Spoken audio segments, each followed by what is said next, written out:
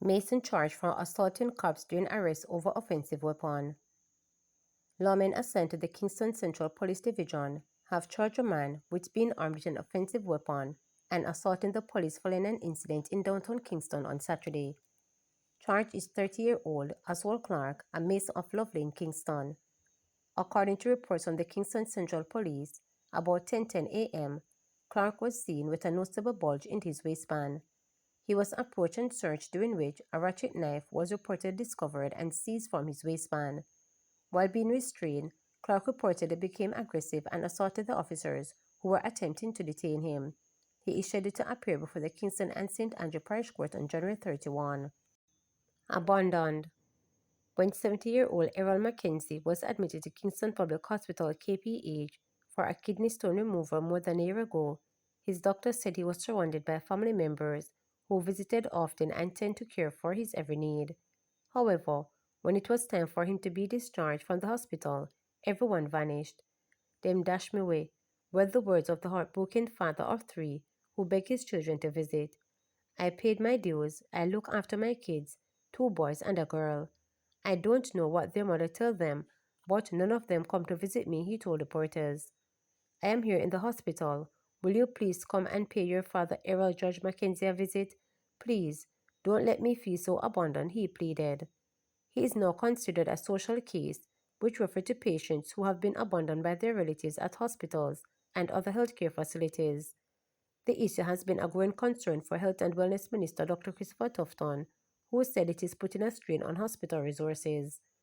Reflecting on fond memories he shared with his children, Mackenzie said he was an active parent who made sure he was always there for his children.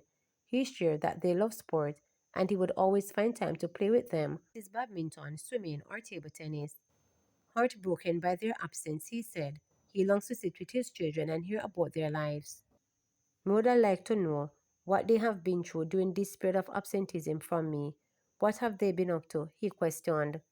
The 70-year-old shared that he loved to hear stories about their adventures and would often engage in thought-provoking conversation with his children. But now, he is left to wonder if they had kids, switched job, or moved to a different location. "I'm dead sure nobody probably know I am here because they have not come to visit," he reasoned, sure that if they knew his whereabouts, they would visit. Mackenzie said he was admitted in the hospital in critical condition and was likely unconscious when he arrived. He believes he was brought to the medical facility by a stranger who did not inform his family. However, according to his doctor, it was his family who brought him to KPH. He presented with a kidney stone with septic shock. He had to undergo emergency surgery to drain an abscess in his side because I think his kidney had ruptured at the time, if I remember correctly. He was in intensive care for a while, then come back out and was in the critical care cubicle for a while, the doctor, who remains anonymous, told reporters. At the time, he had good social support. By the time we got him fit and in the abscess had stopped draining, he was stable and we say, okay, we're just going to discharge you and bring you back to get your definitive surgery at a later date.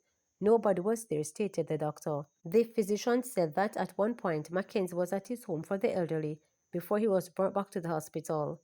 He was reportedly kicked out of the home and since then he has been on the ward 2B at the hospital. With no visitors to keep him company, the 70-year-old said he wishes he had some books to read or keep his mind active.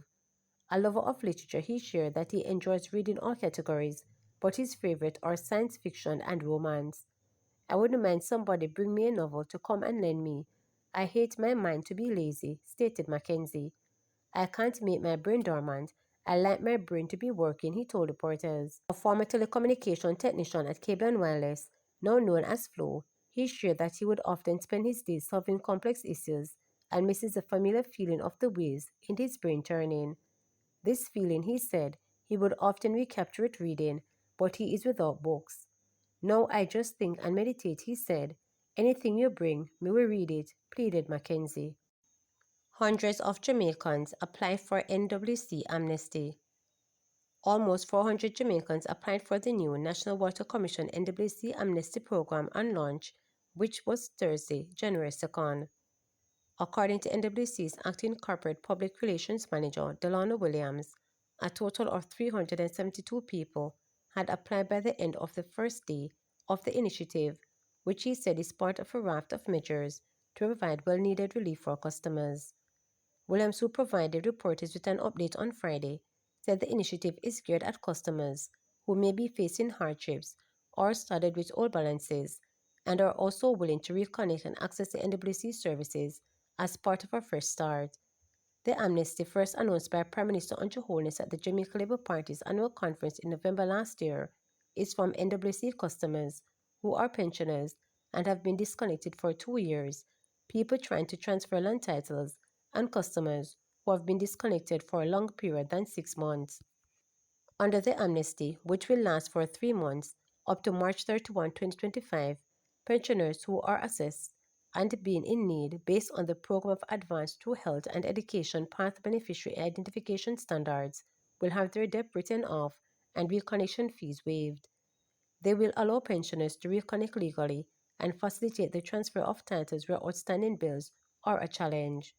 According to Holness, the amnesty is aimed at giving relief to NWC customers who are suffering the weight of bills from major household leaks in the past. Williams said the two components of the amnesty entail an offer of 50% discount to residential customers with accounts disconnected for 6 months or more, and an offer to write off balances older than 2 years for pensioners and path beneficiaries. There is also offerings for other customers who may be outside of these main groups but also have challenges with their bill balances.